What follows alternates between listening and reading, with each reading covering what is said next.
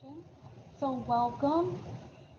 I'd like to welcome everyone here tonight. My name is Courtney Strong. I am the President-elect and Programs Chair for CSI. With that, I'm going to turn the floor over to our chapter president, Alexander Lugerhausen. He has a few words before I give some announcements and we'll get started. So welcome. All right, good evening.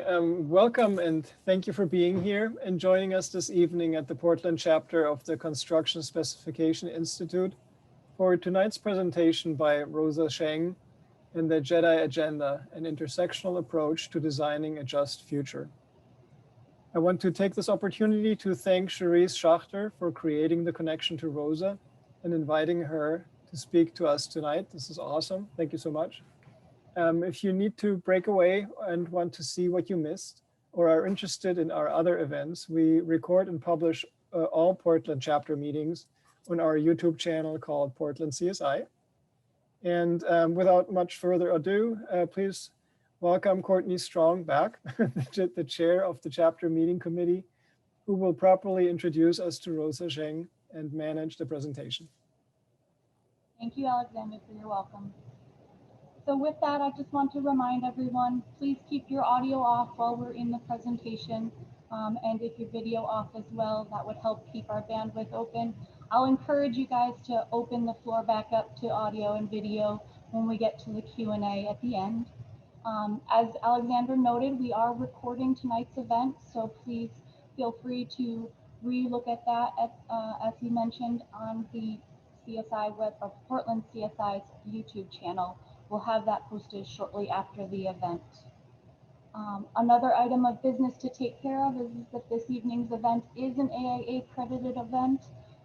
So I know you did, if you registered with your number, that's fantastic. If you could just note in the chat window your attendance, I will try to mark everyone who is in attendance and get those reported for you before the end of the year so that we can get our credits. So with that, I have one piece of business to take care of before I turn the floor over to Rosa. In the current economy or situation of our status, I just wanted to remind people that we're here to have a respectful, comfortable, open, kind discussion regarding J.E.D.I initiatives and what it means in our business in the AEC industry. So listed here are just a base of our community agreements. And it really is just centered around being positive and respectful and honoring the best intent out of everyone attending. So if you have any questions or concerns regarding this, please feel free to reach out to leadership at CSI, myself and Alexander. Otherwise, we look forward to your participation in the event tonight. With that, I'd like to turn it back over to Rosa Sheng. Rosa is FAIA Principal and Director of EDI at SMITHGROUP. She is also a founding member of Equity by Design. And as Alexander mentioned, she's a friend of CSI, and I'm so glad to have her here tonight. With that, Rosa, I will stop sharing and turn it over to you. Great. Okay. Let me know when you can see my screen. I've got it up. Okay. Thank you so much for having me with you today and talking about a new topic of conversation for Equity by Design in 2020 called the J.E.D.I Agenda. One second, sorry.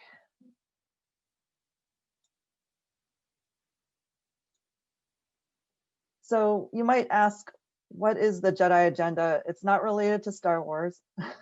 We'll debunk that theory from the start.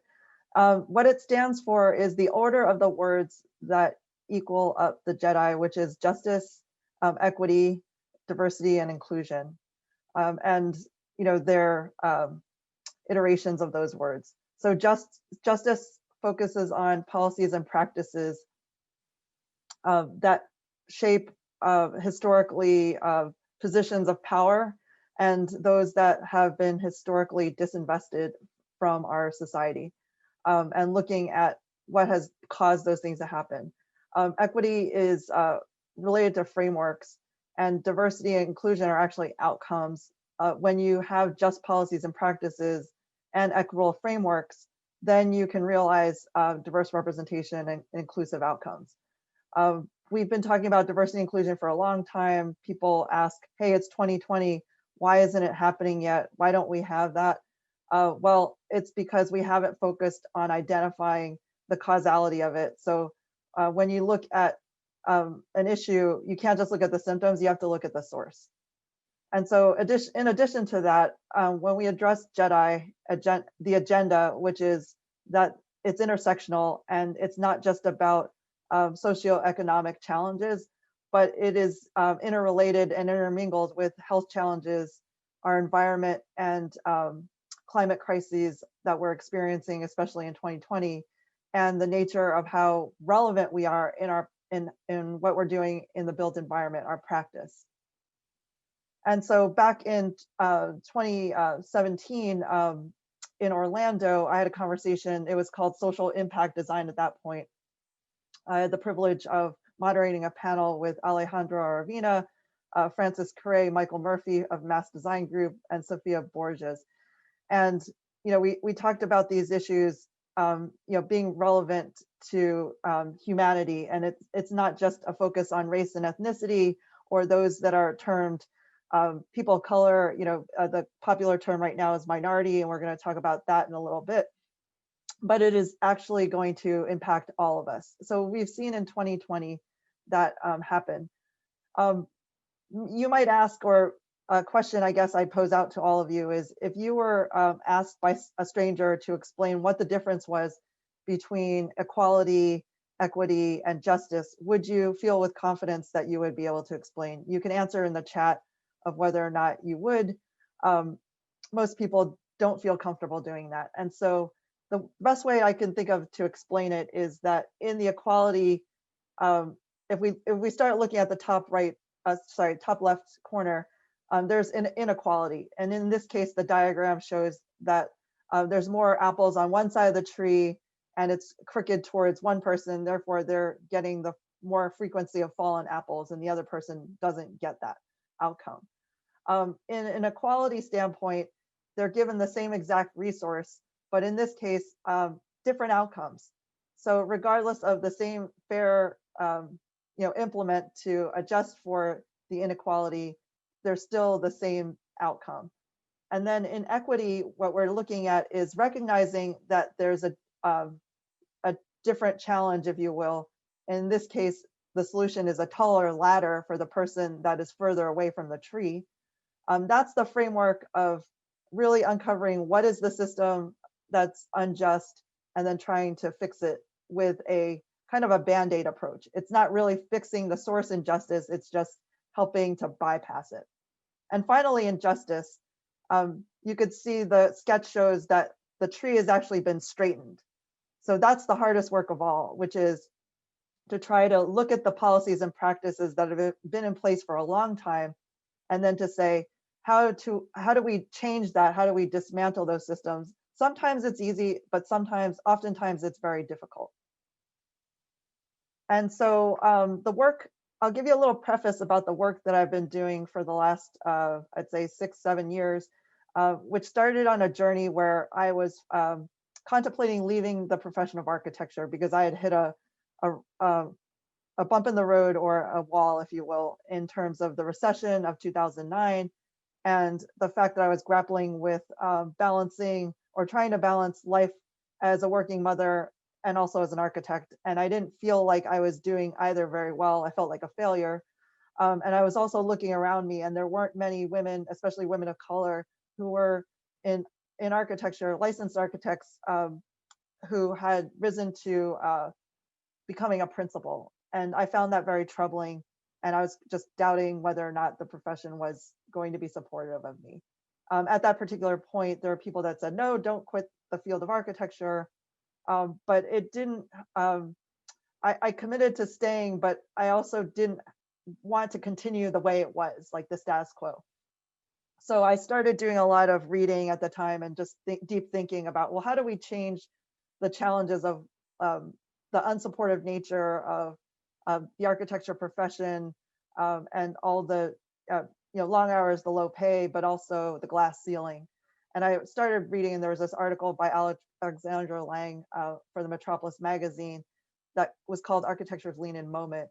And she challenged us to, analyze the data, find best practices, interpretations, and then actually change the way we do things, adopt them and change firm by firm, sector by sector.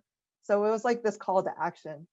And I started this path down the road of a rabbit hole of research. So I was looking at the US Bureau of Labor Statistics at representation. At that time, we were just curious about men and women, but it expanded into race and ethnicity. In this case, women in architecture and engineering, we could see in representation being, second to last in terms of representation.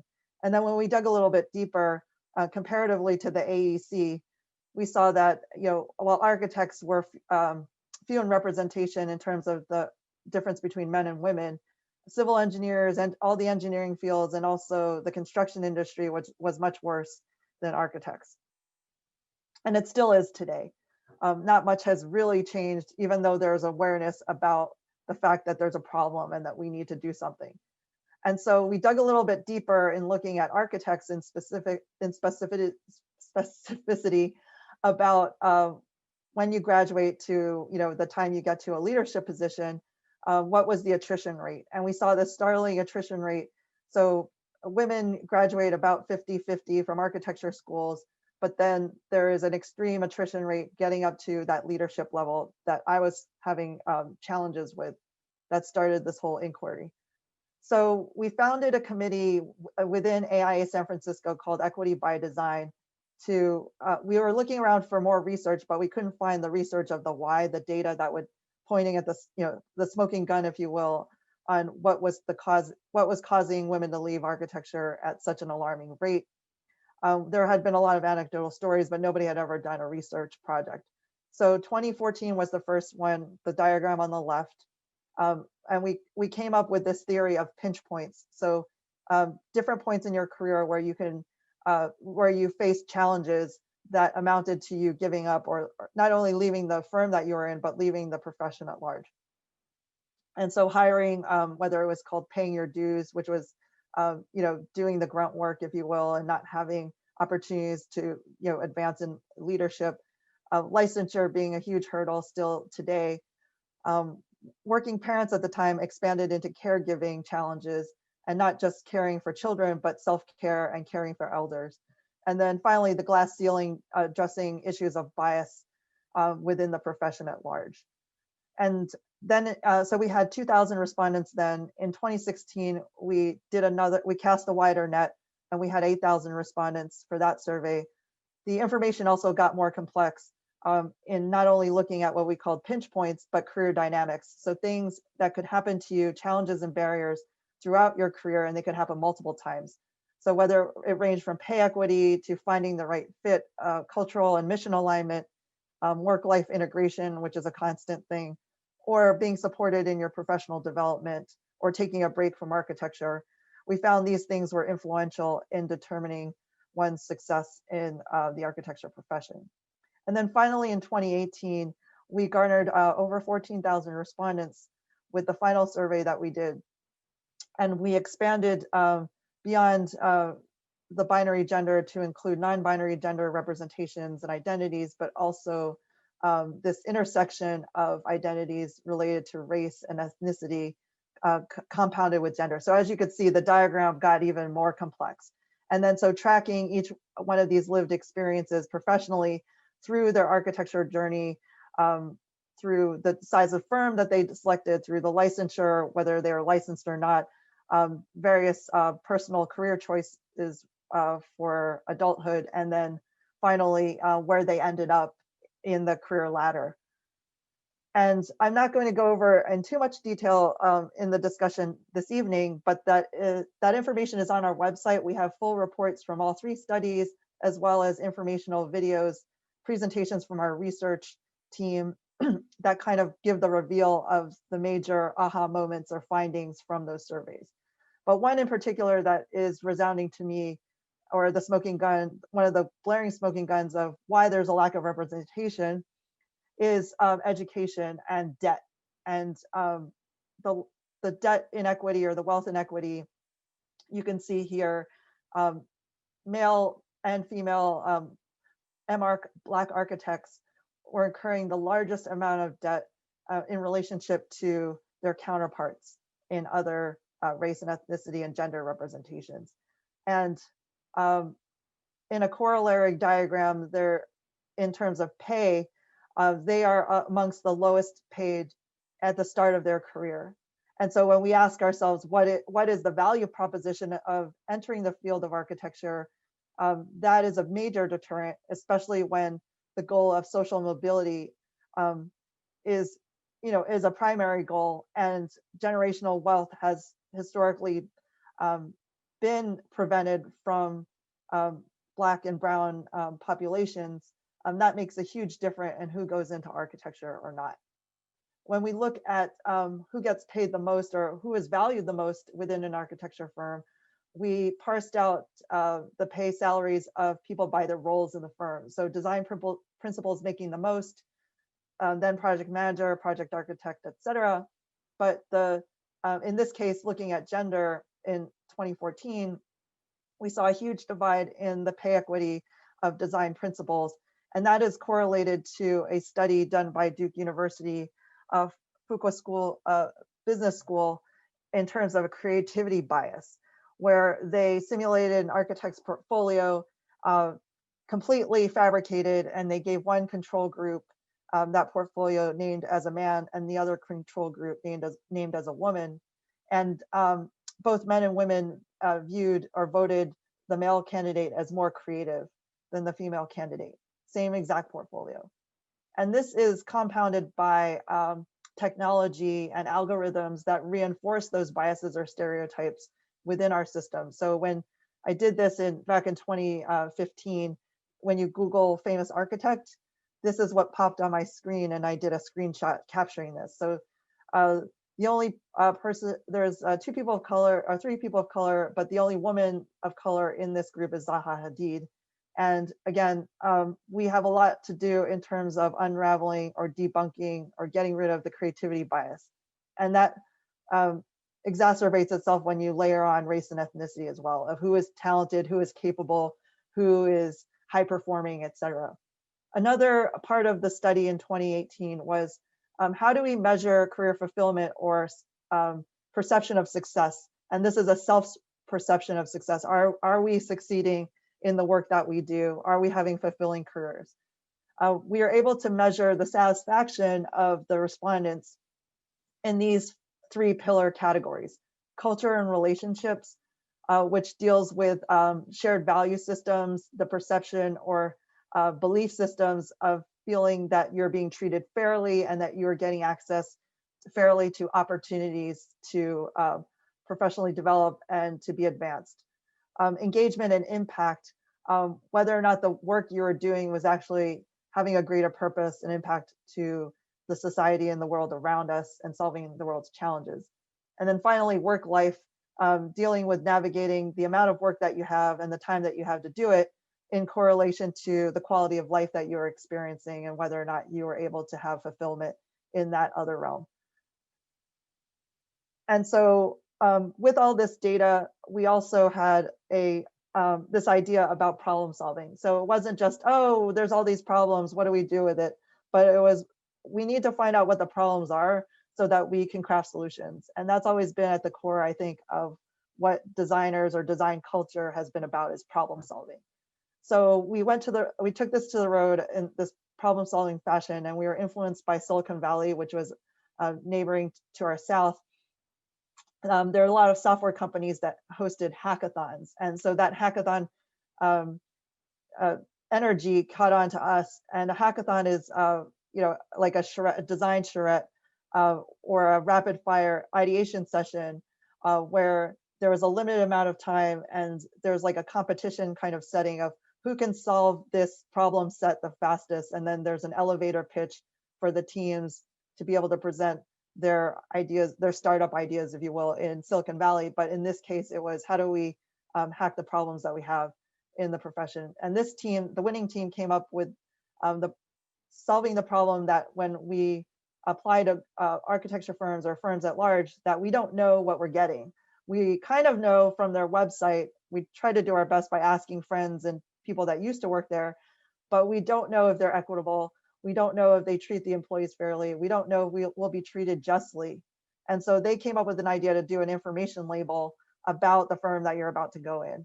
And this was like 4 years ago, but we're seeing that kind of trend going into these kind of rating systems, such as the JUST label, trying to seek out equity in before you go into a firm, and also as a way to know if you should even do business with one of these firms. So I think that was a great inkling into solution making. Another part of the solution was raising this issue with AIA National, and I became part of the team that crafted what is now a resource for everyone in the profession. It's a free resource. You don't have to be a member of AIA. You can download these. They're called Equitable Guides for Practice. And there's 9 chapters. They deal with everything from pay equity, addressing a lot of the things that we raised in the survey as problematic and barriers, and then crafting the framework for how do you start to solve for these issues. And so fast forward, here we are in 2020. What a year it has been, and it's not over yet. And so I think it took it hit a lot of people back in not only the actual challenges that we're facing every month, there was like a new challenge, but also I think a lot of people came to career existential crisis, like, what the hell am I doing? Like, my work, how is my work meaningful in light of all these problems that we're facing? And I feel like I'm not the only one that had that kind of crisis moment. So I don't have to read the list. You guys know what we've been through this year, but at heart, I think it's actually affected those that were historically vulnerable to begin with, became even more so with these challenges. And then there were a bunch of very vocal people within the industry, Brian C. Lee Jr., Michael Ford, who started writing articles that fundamentally asked the question, what do designers and architects and people in the AEC, how are we either helping or contributing to the harm that's taking place in front of us? Does design perpetuate injustice, was a question that was posed out there. And that's kind of a rhetorical question for us tonight. I'll give you kind of the examples that kind of help you prove the theory with me together. And once you see, you can't unsee it. So even before COVID in 2020 hit, we were grappling with symbols and systems in our society, i.e. the binary gender, the woman and the man, in terms of identifying the restroom system that we've provided as a public restroom solution. And so that solution doesn't work as we've progressed with people of non-binary genders being more comfortable in stating their identities and making transitions, especially those who are transgender identities, that they are facing not only not acceptance, but violence when they are trying to use the restroom, a basic human function. And so it begs the question, how have we backed ourselves into a wall, if you will, to say, no, there is only a binary, or is there another design solution? How can we actually design more inclusive restrooms? Another issue that came up pre-2020 been with us is the issue of immigration and those that have been detained while they're waiting judgment, if you will, on their status. Outside from the politics and the policies, the inhumanity of how they're detained has come to light in news reports. So again, when people say, well, there's nothing that architects or people in the construction industry can do anything about that. It's like fundamentally ignoring the fact that health, safety, and welfare exists. A warehouse wasn't intentionally designed to be a prolonged place for humans to habit. And then on top of that, there's cage-like elements put in to create a very stressful situation. But on the flip side, there's also the ability for architecture and design to heal. And in this case, on the left, the Border Seesaw by Rael and Virginia Sanfratello challenged, again, architecture that divides or potentially harms, and asked the question, how can that design be seen as a source of resistance and solution making. And it was a short but effective protest. I'm sure a lot of you have seen that in challenging the systems that are out there. So again, we're looking at 2020 now, and everybody has heard of coronavirus, but you may or may not have heard that people of color, in particular Black and brown populations, have disproportionately been affected by COVID. Into the why of that, why that's happening, we don't have to look very far. When I looked at some data from the U.S. Department of Labor, and there was information about who was in the essential worker roles, and demographically, people of color tend to be in those essential worker roles, not having the opportunity to be virtual like us, but having to put themselves at harm's risk in order to make a living and to do their jobs. Compounded by the fact that when they actually have gotten COVID, seeking healthcare, and one being believed for having COVID in the first place, access to testing, and then also finally when they're tested and confirmed to have COVID, the access to rapid healthcare that again is not available to everyone unless you have a particular privilege to be in a vicinity near a healthcare center. And then we saw the horrors of the murder of George Floyd and Breonna Taylor and Ahmaud Arbery, which brought more emphasis to Black Lives Matter in raising the awareness of anti-Blackness and the not addressing of systemic injustices and racism in our country that have been there for 400 years. And when people ask, well, why are we focusing on the Black population? It's because we have ignored that problem, if you will, for the last 400 years. And there's a dire problem here in that it's not just about the violence that they're facing, but compounding that with the health and wealth inequity, there is the issue of the environment as well. And so there's an article by Hopkins of the Sierra Club that's called "Racism is Killing the Planet." So the correlation, the connections between racism and sustainability can't be unseen. There's a lot of data and research about the fact that there's what Hopkins calls sacrificial zones, places in order to keep certain areas pristine and preserved and sustained, if you will, there's other areas that are deemed sacrificial and disposable. And that's seen as played out in where we pollute, where there's dumping grounds, where we frack to get our energy, et cetera. And we can't ignore the fact that that has resulted in climate impact, and in the fires of the West Coast, as you've experienced, as well as in California, are evidence of that we can't ignore. Redlining, again, is something that you may or may not know about, but is a historical part of the injustice within our country.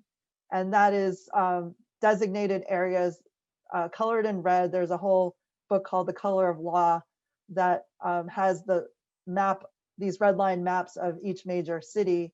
And when we do an overlay of those historic maps, even though redlining does not exist today, the remnants of redlining and the historical impacts of it are. So you could see the LA map of the red line on the left, but then also on the right side, there's a LA Times analysis of the areas that are historically polluted, the air pollution, and the overlay of the black dots symbolizing COVID cases. So you could see in the regions where there's more red, the dots get larger, right? So we can't ignore the fact that there's this environmental crisis on top of a health crisis, on top of the race and ethnicity crisis. And then similarly with New Orleans and the area that I circled as the red line, historically red line area, we see that play out in a 2014 analysis about air pollution and the difference in lifespan of the average individual living in various areas. So you could see, the person that's lucky enough to live in to be 80 years old is actually out on the border of that area, but the rest of the people living, you know, predominantly in the red zone aren't as lucky. And then finally, we have to ask ourselves, you know, why do we design buildings? Is it so that we can win awards and we can talk about the aesthetics and how great it looks as an empty space? Or has it lost its purpose in terms of truly serving the people? In this case, the people reclaimed the Seattle City Hall as a place to peacefully protest, as a place to call for a call to action to the issues that trouble us in our society today. So, okay, we have all these challenges. What do we do? Doing the work. it's not all bad. There's a lot of opportunity for us to make impact, to create solutions, but also to prove our worth and to reinforce our value to society. And it starts with a fundamental reckoning, if you will, about racism and anti-racism. And you may or may not have heard of the book, How to Be an Anti-Racist by Dr. Ibram X. Kendi. I'm about 2/3 of the way through, and it's a very dense reading, but there is a podcast version, there is a TED Talk version where he gives you the fundamental DNA of what it means. And when he talks about racism, he talks about the fact that the most dangerous kind isn't the extreme kind like the KKK or even white nationalism out there, but it's actually the complacency of those that are trying to avoid talking about race. That is the bigger problem. So in order to reverse the systemic outcomes of racism, we have to talk about race. We have to have the uncomfortable conversation. And racism isn't a polarity of once you're racist, you're always a racist, or once you're not a racist, or once you're not, you can't not be a racist in his definition. Either you're a racist or an anti-racist, and that could change on a daily basis based on your actions. So you're not always in the good camp and you're not always in the bad camp. It's a continuum. And that he actually admits in the book that before his awakening, he was actually guilty of racist practices, and he's a Black researcher and a professor. And so when we look at that from that different viewpoint of racism as a series of policies and practices that's married to reinforcing belief systems, we can actually work to intentionally undo those policies and practices that have produced inequitable outcomes, to reverse them, to intentionally fix and heal those issues. And we can do that in the design realm as well. This diagram is showing an example of an exercise that I did, a workshop that I did with my studio in higher education, having people read the book. And then we had a group discussion about it, like, well, what were your perceptions about racism before you read the book? And then after you read the book or did the listening or the watching. And it was a great discussion in those viewpoints that we had about racism beforehand, including myself. And then what do we do with the knowledge and the awakening of information afterwards? And then this wheel represents an exercise we did in kind of unpacking those systems of injustice. If we have time at the end, I'll show you the wheel in its live form, and you can actually go into it and surf around it and zoom in and out and look at the examples. But we tried to take this intersectional approach to say it's not just a social issue, it's an environmental issue, it's a health issue, it's an educational issue, workplace, public space, et cetera, on down the line. So each wedge of the pie represents one of those areas where we might do work. And then the bullseye layers represent how do we unpack and fix the system. So first we start off with what is the injustice that we're dealing with, whether it's the health inequity, et cetera, or the land use inequity. And then what are the policies and practices is the middle bullseye of that's causing the inequity. And there's a whole host of things that are actually interconnected. And then finally, when we get to the middle of the bullseye, it's what are the solutions that could potentially help solve multiple, this intersection of these challenges. There's a lot of resources. So I'm going to show you a bunch of these resources, and we'll have links to them after in the chat. So an anti-racist development continuum was created by Crossroads Ministry in Chicago, Illinois, to say, where am I in, and it's a continuum, and you're not, again, you're not always bad or you're not always good. But reading the examples to say, well, I think we're about here in our organization, but we could advance and we could grow to be, to work towards being an anti-racist and multicultural and more inclusive organization. And so this gives you kind of the how am I doing? Okay, are we still doing these things that are not so great? How do we set our goals to do these, stretch goals to do these things that seem like they're more difficult to achieve? As far as Smith Group, we're also coming up with rubrics that are value statements and tasks and actions and key metrics and rubrics for each of our key groups. So design directors, practice directors, discipline directors, etc.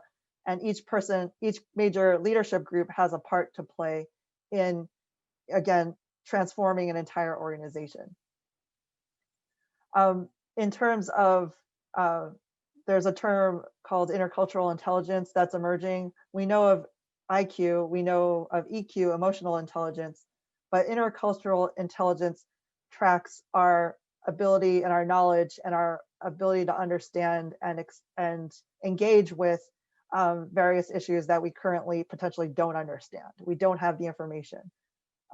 So Milton Bennett developed what is called the Intercultural Development Continuum. And there's like an IDI inventory.com. It's kind of like Myers-Briggs, if you will. There's an assessment tool to see where you are in the continuum.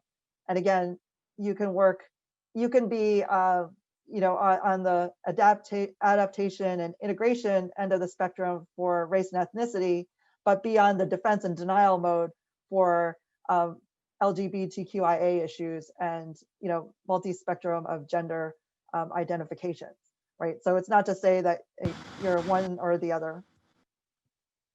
And so in this topic of intersectionality, we don't talk about just gender by itself and solving for, yay, we solved for gender. We don't just talk about race or ethnicity and we just solved for, you know, one of those things. We actually have to look at the complexity of who we are individually in our lived experience, but also how that relates to the people that we work with, right?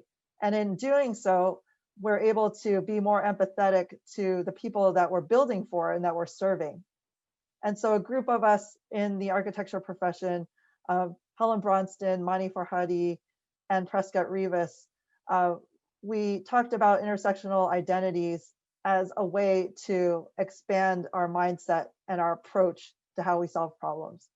Coming from, you know, we're not monoliths. We're not just a singular identity structure, but in this discovery mode, we had people in this workshop take on an intersectional persona, if you will, and then try to be empathetic to, if they were in that role or if that was their assumed identity, what particular challenges would they have that they weren't aware of in their current, you know, identity, that they usually don't have that kind of lens. So we had a great discussion about how we grow our empathy and our understanding of other viewpoints and lived experiences in understanding those challenges. There's also another movement called Design Justice, and that was started by a group led by Brian Seeley Jr. of Co-Locate Design in New Orleans. And that was back in 2017, I believe. And we, again, use this framework of how do we look at the inequities around us? How do we define the policies and practices that have caused those inequities to happen? And then therefore, how do we solve for those solutions? And in this think tank approach, it wasn't just architects, it was policymakers, it was planners, it was landscape architects, et cetera, but it was truly representative of the communities that we intend to serve. Back to, you know, what do we do next in firms, but also organizations? How do we make a statement, and beyond the statement, how do we hold ourselves accountable to creating the actionable steps towards change, positive change? And so Smith Group, in the shadow of George Floyd's murder, there was a doubling down to say, hey, we haven't been perfect. We actually acknowledge that there are systems of racism and that we have been complicit, but that we're not complicit any longer. And then we came up with 4 very clear and actionable steps that we're rolling out right now. And it's not an overnight thing. People are asking, they're impatient or saying, well, why haven't we seen results? But the problem is, this is something that has happened for 400 years. The good thing is to start right now, but it will be it'll be a marathon. It's not the 100-yard dash. We have been doing things beforehand, and this is something that I think is important for everybody to do, is to acknowledge that there are inequities, and in order to get the representation that we want to see, we have to solve for the barriers. The one that I showed you before about the student debt is huge. And so we created this scholarship that's coupled with an internship. So not only do the selected interns get the scholarship for their education, but they get a paid internship through the summer, and they also build relationships with each one of our studios that they select to be in. And again, that's a continuum thing. In terms of how our design work, that design justice work, can reinforce that awareness of these problems and issues that we're trying to solve for, and to change the narrative, if you will, of the fact that it's not a charity case. It's not like, oh, well, we have to help these minority, poor people, or the marginalized or the disadvantaged. It's that we have to stop creating barriers for people to succeed. They're fully capable of succeeding. They're very talented. If anything, they're very fierce and resilient. We just have to uncover what has been preventative in our society of that advancement, of just a normal path of advancement for people of color, but in particular, Black and Brown populations. And so this is towards the end, and we can have, I think, a very long discussion about any one of these topics. But Equity by Design, in our workshop series, we're having a 6-part series doing a deep dive into each one of the topics that I rapidly went over before. And in recognizing that licensure is a huge challenge for everyone in the profession, but in particular for those that are historically underrepresented because of the fear of failure. And in that recognition, we created this ARE Challenge Scholarship, which pays for 3 exams regardless of pass or fail. A lot of firms pay for exams only if the applicant passes the exam. So we created this pass or fail, you still get the reimbursement for these 3 exams, hoping to, again, start that unraveling or the fixing of the historic barriers that have been with us. And that's the end of my presentation. I know there's going to be a lot to talk about. I'm excited for the work that is ahead of us. This is only the beginning. And so, yes, let's talk. Thank you so much, Rosa. You have so much food for thought. I really am impressed and encouraged by your optimism. With that, I would encourage everyone, if you'd like to open back up your video so we can see some smiling faces. Maybe have, I did note in the chat window that if you had questions, I was trying to monitor. I don't think I missed any questions that we've gotten quite yet. I would like to say thanks to, is it Layla or Lila? She's been a wonderful help putting a lot of the links that Rosa was sharing with us. So please take a look at those, and we can share those later as well. But with that, is there anyone out there who would like to open their mic and give a question for Rosa? Don't be shy. Don't be shy.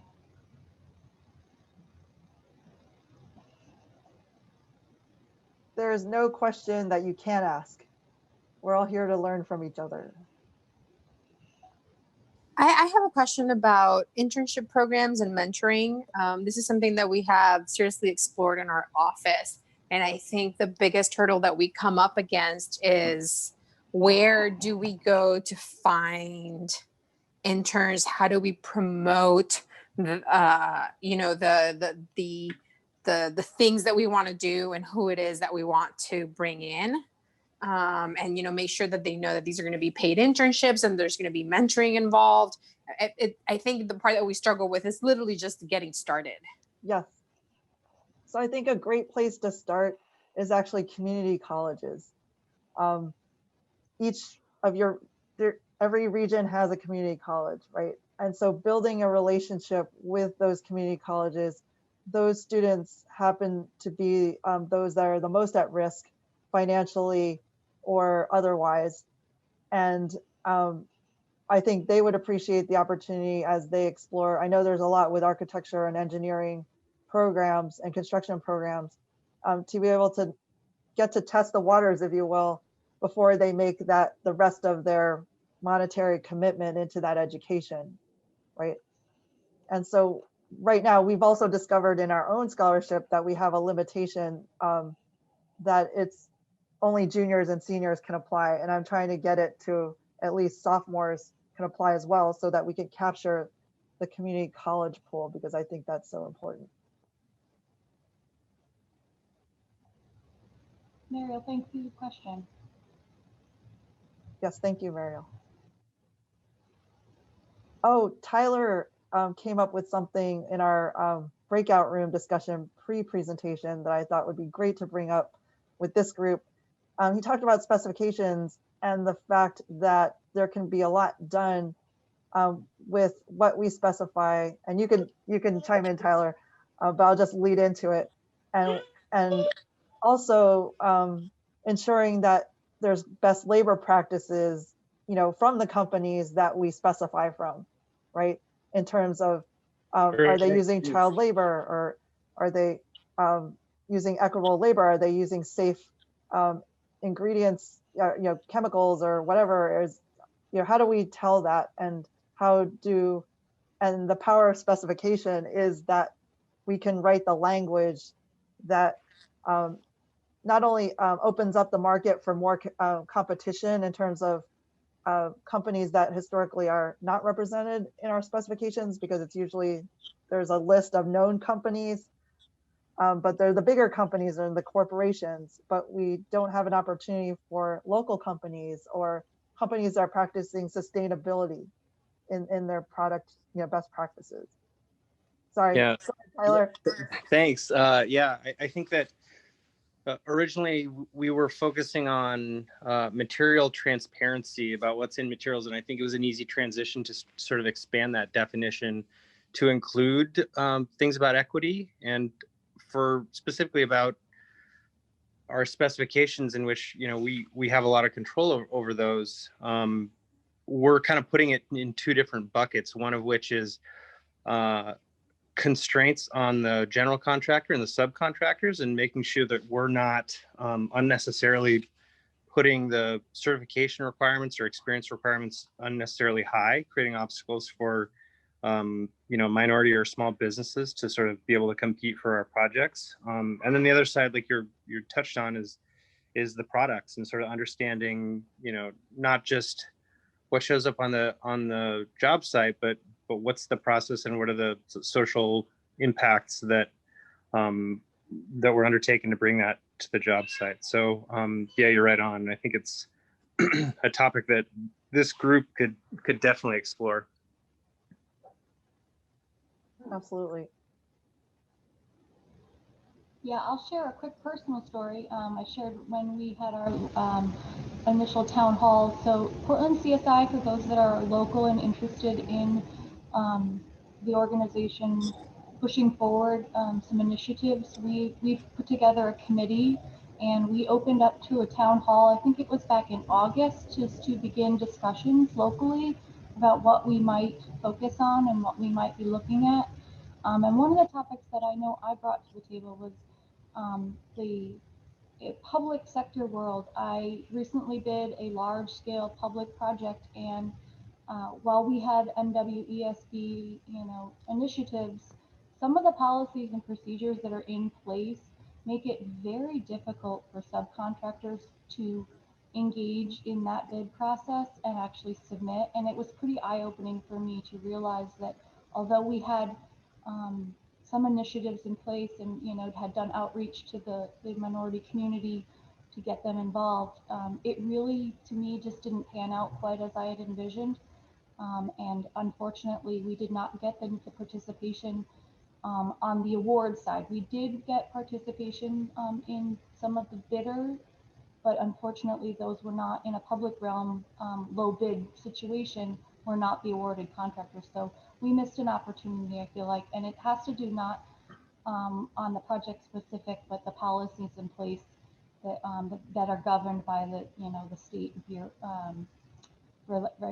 regulations. So it was an area for me personally to grow and learn and to kind of share. So if there's interest on, like I said, locally, if you'd like to reach out to me, I'd be very interested in beginning to get participation from our community and what we might be looking at. So. Thank you.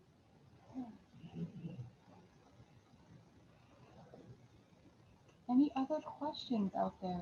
Hey, Rosa, Yes. I'm going to throw one at you, and it's going to be, I know, a bigger question. I couldn't not talk to you tonight. And I know that this is a huge question. You're not going to be able to give me everything I need in this call, but I'm seeing a lot of firms and a lot of organizations really ready to take this on and be better and do the right thing. And people have a lot of ideas. Our firm is working on a lot of things right now, and our chapter is working on things. The struggle is the guidance to do it right. Sometimes we are so well intentioned that we're still going the wrong direction, or maybe we're doing something that could be offensive. When the heart's in the right place, can you offer any guidance or actionable this is such a huge topic. You start digging into it, you just get further and further into how much we need to fix. Absolutely. And people are overwhelmed.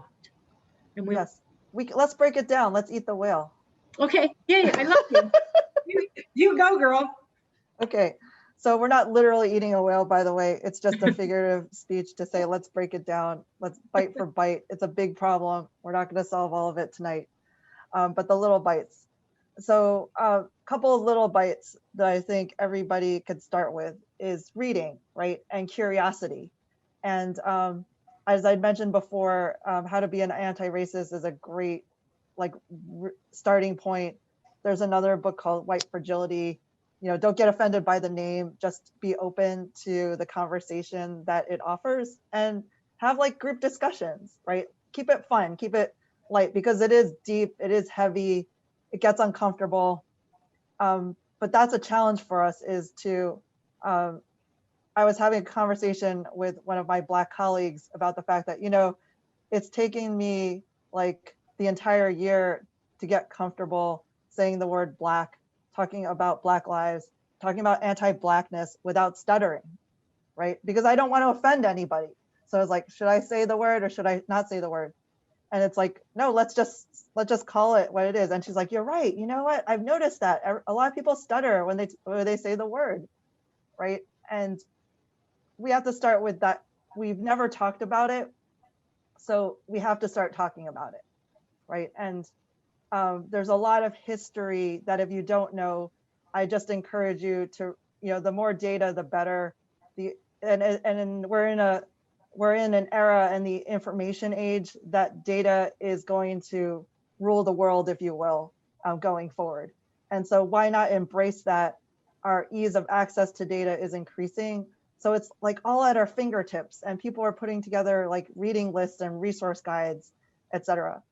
I think on a firm level, there can be more intentionality with the leadership committing to making the actions happen, right? So agency, having people already in leadership positions, not waiting for the responsibility to make the change happen. When we hire the diverse leader, then change will happen. And then it's the responsibility of that person of color to make the change happen.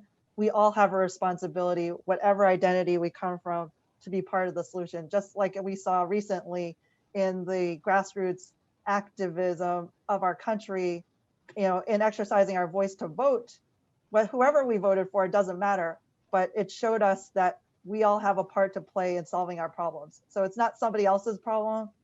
each one of these 2020 challenges is our collective problem to solve, right? And so if we take that mindset, I think that's a great foundation. There, you could have a group that just concentrates on like policies and practices and evaluating HR historically, like how have we recruited, how have we promoted or supported or mentored people of historically underrepresented groups, and in that kind of audit, there's a way to find out like where the holes are, right? Like, oh, we've actually done pretty well with this, but we haven't done so great at this. Or when we actually get people of color in the room and we ask them about our promotion policies, we find out, oh my gosh, we've created these crazy barriers we thought weren't barriers, and they are, right? From the perception of the person trying to get in versus, oh, well, that's not a barrier. That's just, I had to do that, so you have to do that too. Right, so we're going through those pains right now of like revamping our whole promotion process. We're going through the first round of it, which is exciting. We're creating rubrics so that we can mitigate bias and favoritism. How are we're judging every candidate exactly through the same lens of their proficiency at design excellence, at technical skills, at thought leadership, at community engagement, right?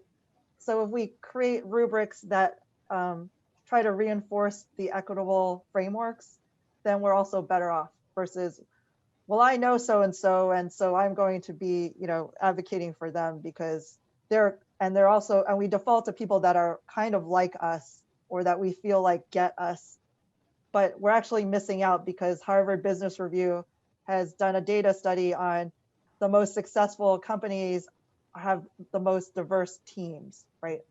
And it's not just having a diverse team, the team actually has to get along. And in order for the team to get along, there has to be that base value system of inclusion. And that's a cultural shift and a mindset, because before I think in terms of exclusion, historical exclusion, it's been about the best. There can only be so many best people. So if we create a scarcity of the best, then, we've got a great system. Well, it's like, well, no, the pyramid system isn't really working for us right now. We actually need more skilled people to solve all these like crazy problems that we have. We have to crowdsource it. We don't have time. Right? We need more best people, right? What's wrong with more best people and creating more jobs and, access to solutions that help the win-win? So I think a culture shift is necessary, especially in this industry where it's always been about the singular starchitect and the disciples of the singular starchitect, or, the corporation firm, like the construction company, et cetera, that is benevolent to those that are lesser than. But we have to debunk fundamentally the idea of lesser than. And I observe these things, so I'm just going to call this out in a safe space. But our historical use of the word minority is a racist construct, right? There is the majority and then there's the other. And the use of the word minority perpetuates that. It's a monolith. It doesn't really describe any singular person. Technically, I could say, well, I'm a minority, statistically, but I don't feel like a minority, right? And then there's been, discourse in various circles that I'm in. There's like, oh, a deserving minority versus a not deserving minority. It's like, well, what is that implying? Again, perpetuating, or, oh, but minorities are overburdened and, marginalized. So there's the feel sorry for them kind of thing. And it's like, well, you know what? If we stop thinking about people that are different from ourselves as lesser than, that would be a great fundamental shift. There's so much potential in all of us that is like the longest standing, biggest hurdle we have, is that debunking the lesser than or not capable of mentality, because we're just not tapping into all the potential that is out there in our talent pool by saying that. Right. Amen. Thank you. I'll stop now. No, I'm glad I asked. I do have a question, but I don't really know if it's a question, if it sort of matches what you're looking at. But as a first generation immigrant, so to say, myself, I have experienced bias here and there and sometimes pretty strongly. And I don't really know if that's sort of like against this group, but I'm wondering, have you ever looked through the lens of first generation immigrants, like into your data and see what sort of like came up and was? Not in our survey, but we have started to engage with first generation low income cohorts. There's actually a conference called FLI, First Generation Low Income is the, FLI is the acronym called FLY, so FLY students. And that's something in higher ed that we're starting to engage with this community, and we're hearing anecdotally a lot of the challenges that they're going through in seeking not only their education, but then trying to, advance into a professional career thereafter.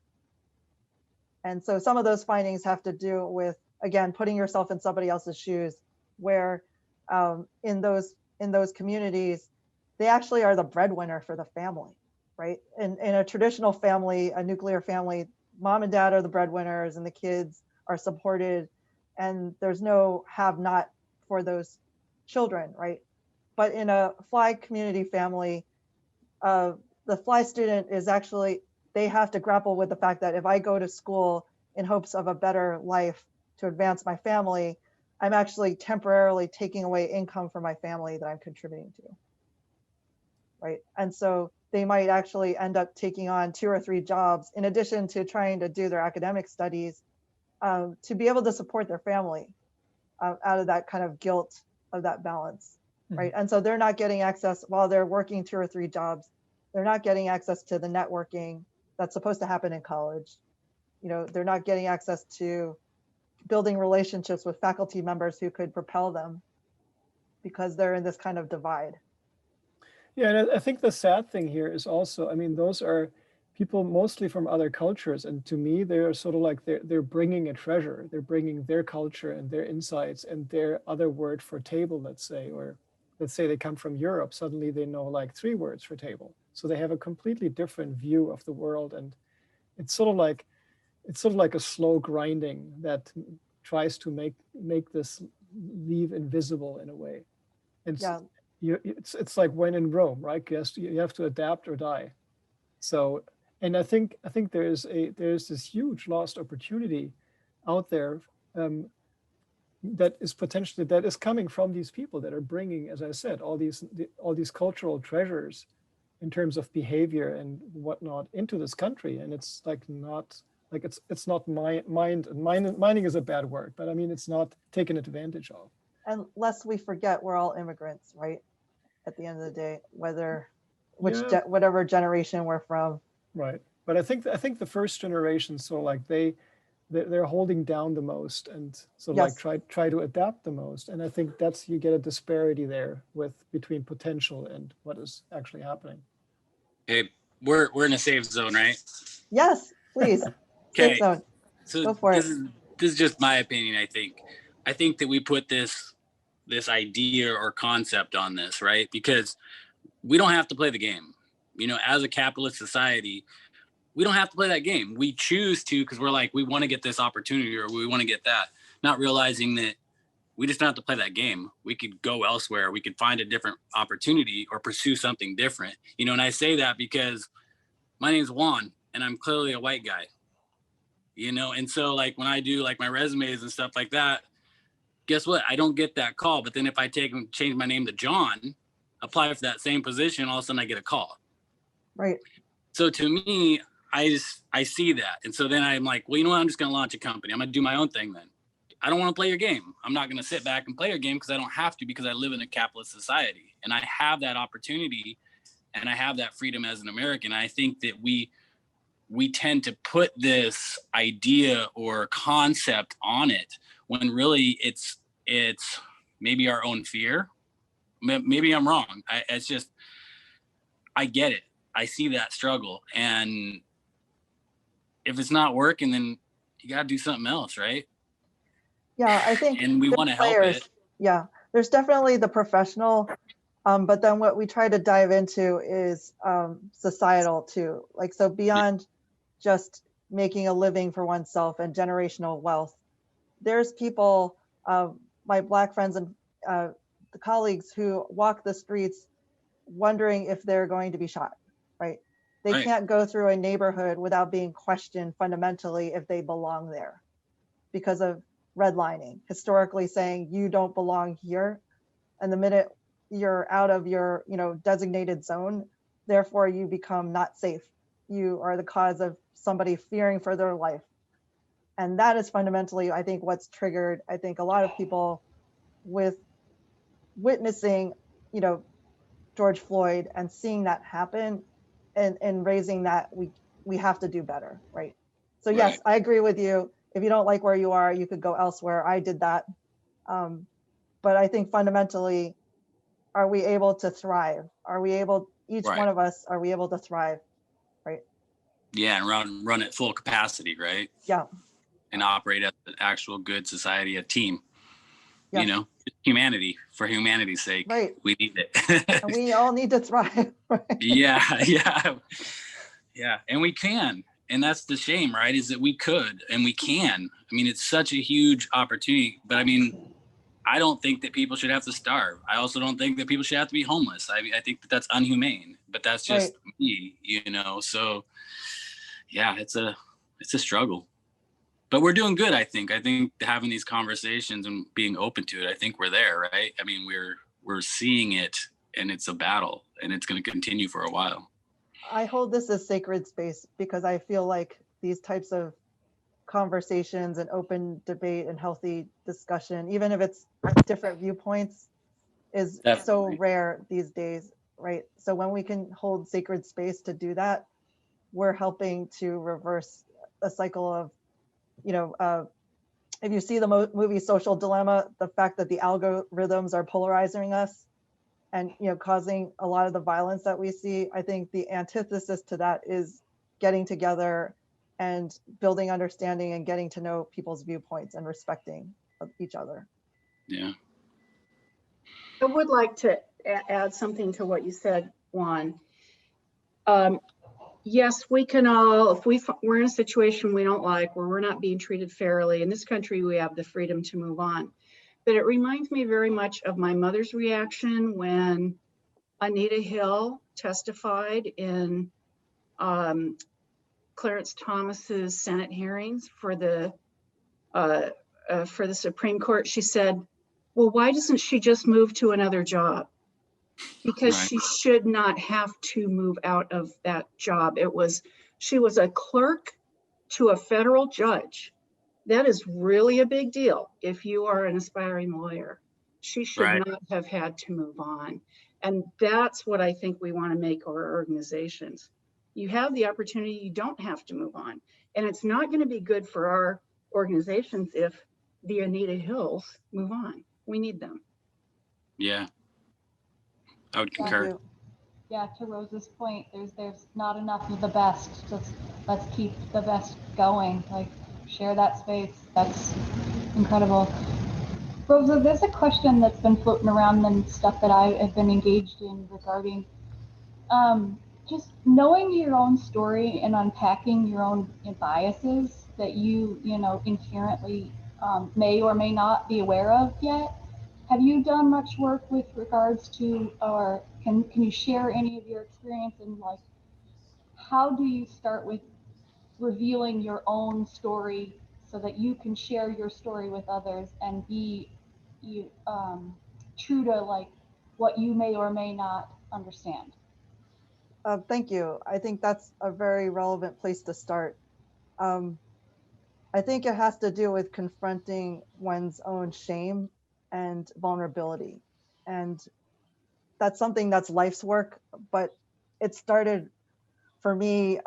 This was Brene Brown has a great TED Talk. If you haven't seen it, I highly recommend it, but it's great for everyone. It's a universal, it's very watchable. But it made me realize in retrospect that I had a lot of shame, and shame isn't, I did something wrong and I should be ashamed, but it's, who do you think you are?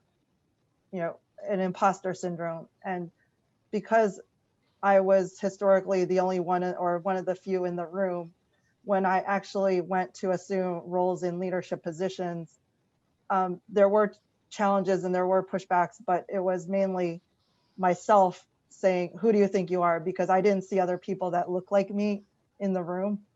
And it felt weird, right? It was like, no, this is weird. I don't know what to do with this. And I think I see Carrie Wu's here, and he's in our studio for higher ed, but we did a workshop where we did a pre-watch of the shame and vulnerability videos from Brene Brown. Thank you, Layla. And we talked about our own inner shame, and it's a daily life's work to confront it, to be able to share your story. Like, well, who would care? Who wants to hear my story? Why does it matter? And before, if you could ever believe this, I was deathly afraid of speaking in public, and I would stutter. And I would not be able to, they didn't want to take me to interviews. That was part of my glass ceiling. They would give me all these excuses in the world, like, well, you don't know how to get work, and you don't know how to talk, to win work, and you don't know how to present because you're too nervous, and that was one of these fundamental things where I was like, you know what, in order to advance, I have to start there, and I have to overcome the fear of who do you think you are and you're not good enough, right? And that's something that, again, is societal, that comes onto all of us. Like, it's familial, it's cultural, but it's also the structures of our society at large that challenge, like, why am I not good enough to be a principal, right? And that was something I struggled with for like over 15 years. And then finally one day I was like, you know what, I'm good enough to be a principal. And then when people asked for me to join their firm, SMITHGROUP, I was like, you know what, I can't go unless I'm a principal. And that was like the first moment that I realized that I had the power to change my future by asking and feeling like I deserved the things that I wanted. I hope that helps as a fundamental thing. And I think you all could tell your stories, and you might not think anybody would want to listen to it, but I can bet you that there's something very special about each and every one of you that not only can change somebody else's life, but is a legacy to, the sea changes that we need to see in this country.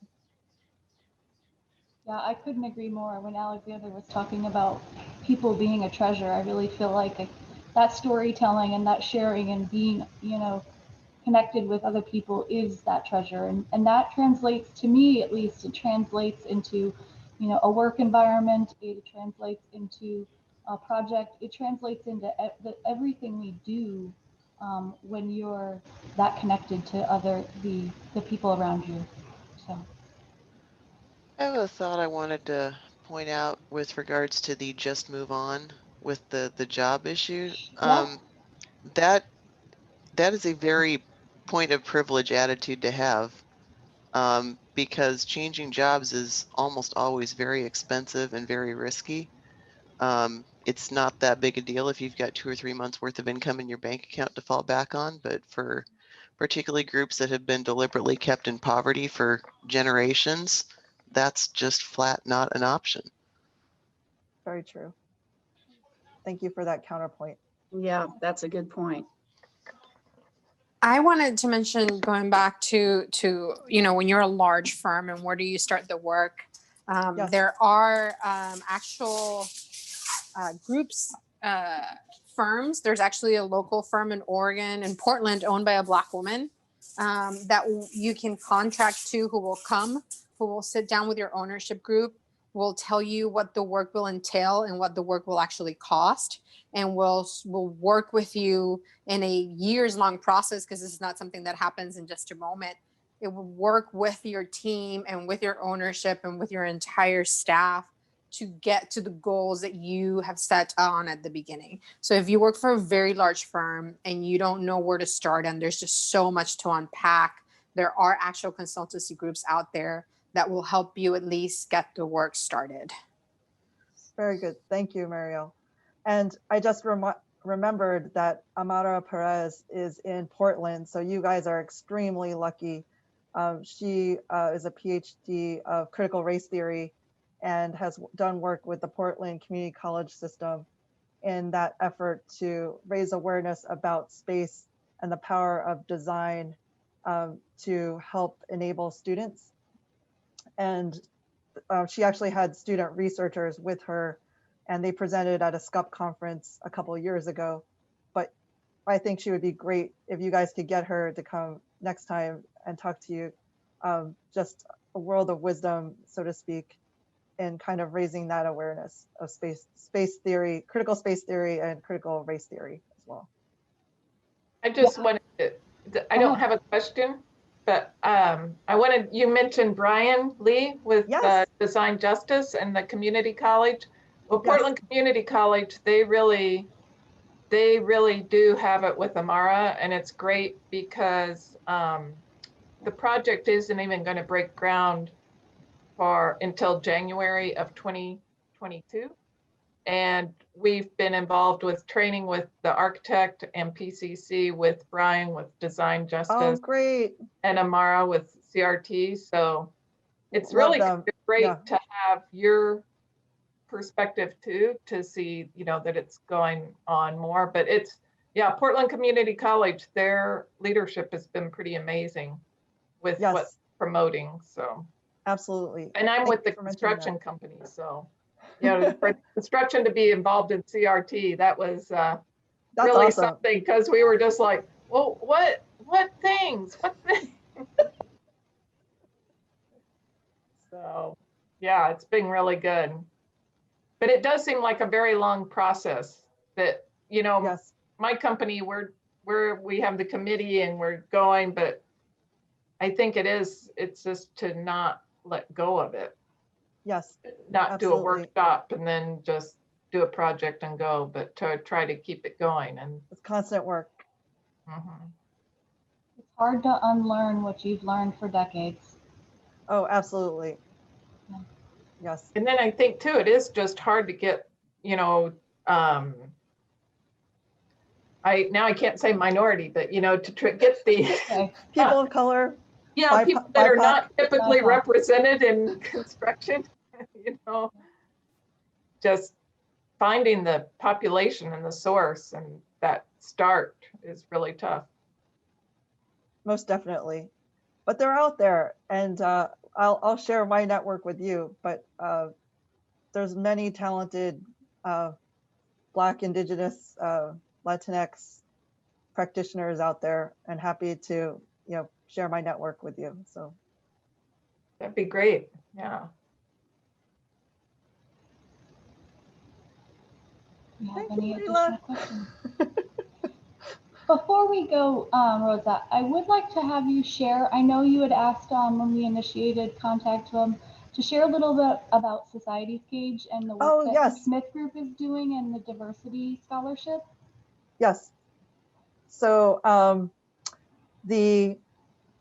let me just show my screen very quickly, but the project that I showed last, the Society's Cage, I don't know if you saw it in the news or not, but out of the wake of George Floyd's murder, there was a lot of angst and healing that was required, and the DC office initiated this as a grassroots design effort, but their idea was to take data about systemic racism, mass incarceration, historic lynchings, capital punishment, and death by police as these data points. So you could see that diagram here. And then what they did was they created this pavilion that ended up being featured in Washington, DC. And now it was in Baltimore 2 weeks ago, and it's making its way around the country. So if we're lucky enough, cross our fingers, it's going to make its way out to the West Coast that we can experience it live time. And part of the pavilion is on the floor of the pavilion, there's a lot of data points that kind of reveal the histories and reinforce these challenges that have been faced.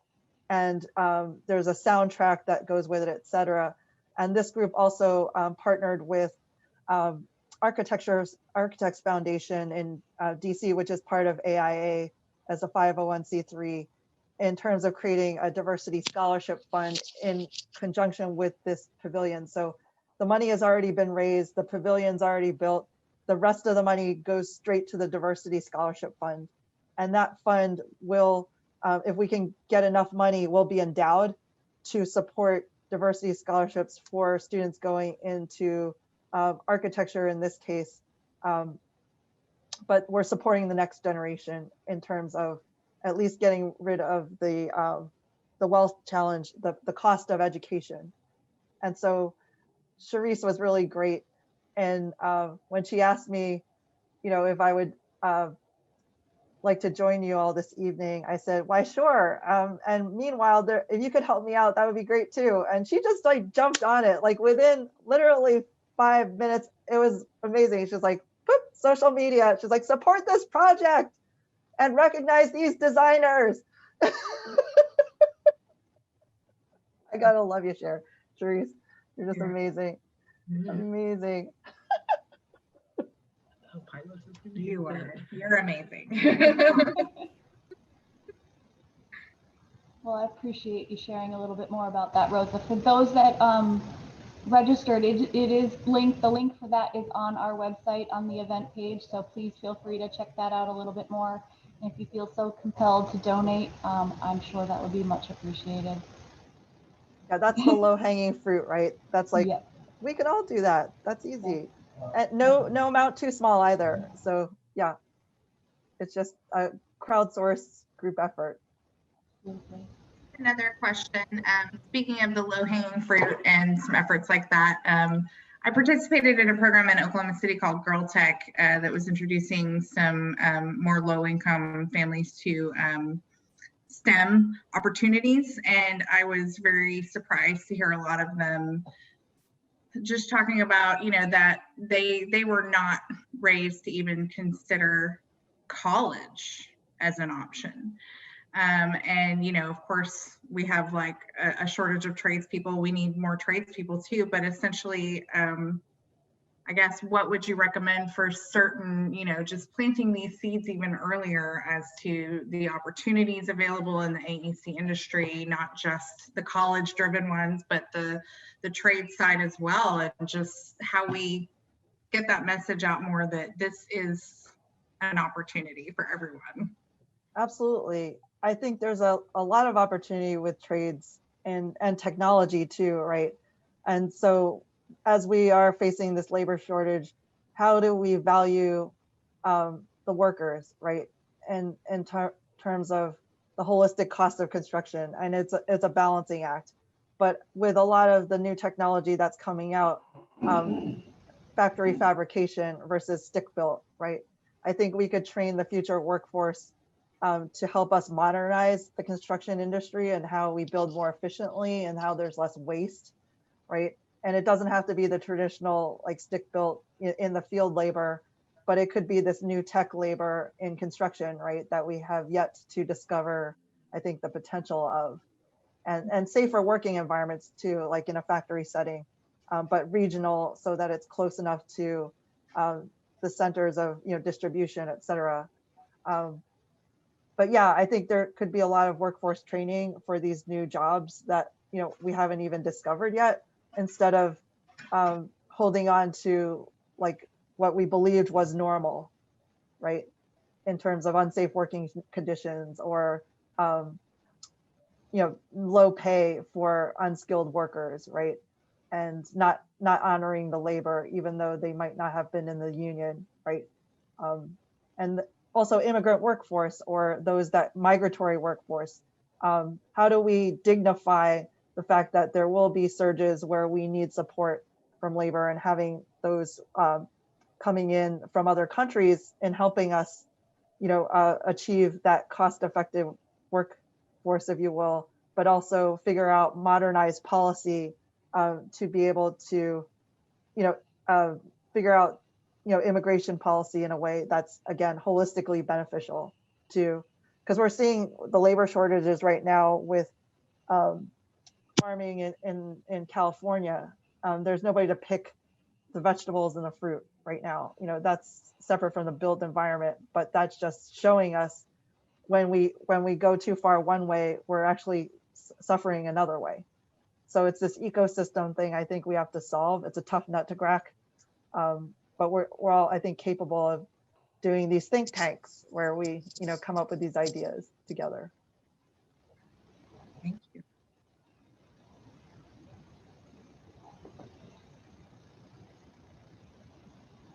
Thanks, Deep Melody. Do we have any other questions in the crowd? Let's see, I was just trying to check the chat feature. Someone asked if they could, the society's cage could stop out front of the College of Architecture at UNL. I'm sure you would get a lot of interest as it crosses the country to make many amazing pit stops. Yes, keep checking out our website because it will show like where it's going next, I believe, if you're interested. Or if you have a suggestion for a city, I think you could contact Dayton or Julian on LinkedIn directly. There you go. That's awesome. Awesome. Okay. Well, if we don't have any more questions from the crowd, first and foremost, I'd like to really thank Rosa. It's been incredible to have you here. I know you're a friend of the family, and we are so happy to have you. So thank you. Thank you all. And thanks, Layla, for typing all the notes. Yes, so helpful. I was trying to dig for the second one, and she had pulled it up for us. So please feel free to download that chat and save it. Like I said, this recording will be posted, but the chat will not. So we can try to resource those links out to the group if you're interested. Always feel free to reach out to me at chaptermeetings@portlandcsi.org, and I can get you that information. With that, I do want to remind those that may have joined a little late, we do have AIA credit for the event, so please feel free to let me know that you've attended, and I will get your certificate and AIA reporting complete. So with that, I have a couple quick announcements. I know people are bailing, but that's okay.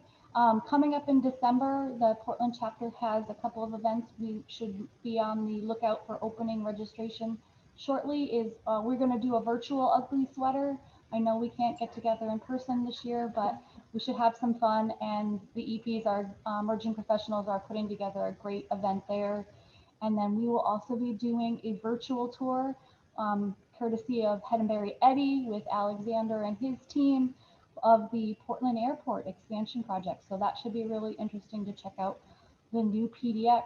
So look forward to seeing you all again very soon. Thank you so much. Have a good night. Thanks, everyone. Thank you. Great presentation. Really appreciate it. Thank you, Rosa. Thank you. Okay, bye. Bye. Bye-bye. Thanks, Courtney. That was really good. Good. Yay.